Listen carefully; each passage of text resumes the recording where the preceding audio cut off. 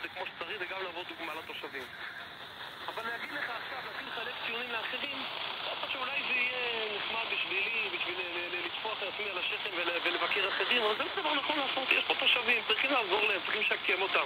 נמאס להם כבר לשמוע תירוצים, נמאס להם לשמוע הוא אחראי והוא אחראי. אני, כשאזרח פונה אליי, אני מנסה לפתור לו את הבעיה, ואם אני צריך, אני מדבר עם משרד החינוך, וראשי רשויות יודעים את זה. אמרתי להם, אני לא ביצע לכם בממשלה, יש לכם בעיה, תפנו אליי.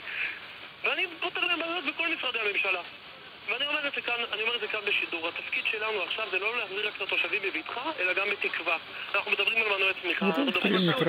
אמרתי לך קודם, אתה מדבר בכנות, ואני חייב להעריך את זה, וזה באמת מדהים שעכשיו כל המשרדים וכל הזה עוד אין תוכנית. זה מטורף, אתה מבין את זה?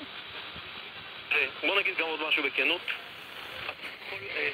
תוכניות, זאת אומרת, יש לך שלדים של תוכניות, יש תוכניות, יש שלד של תוכנית, אבל אתה לא יכול להתאים אותה בקצה עד שקיבלת הפסקת מלחמה, כי אתה לא... מה זאת אומרת? אתה יודע שיש מטולה, אתה יודע כמה בתים יש שם, אתה יכול להכיל מראש עתודות של תקציבים, וברגע שיש הפסקת אש, להוציא את זה לפועל, זה לא עשיתם. תראה, יש תוכניות, גם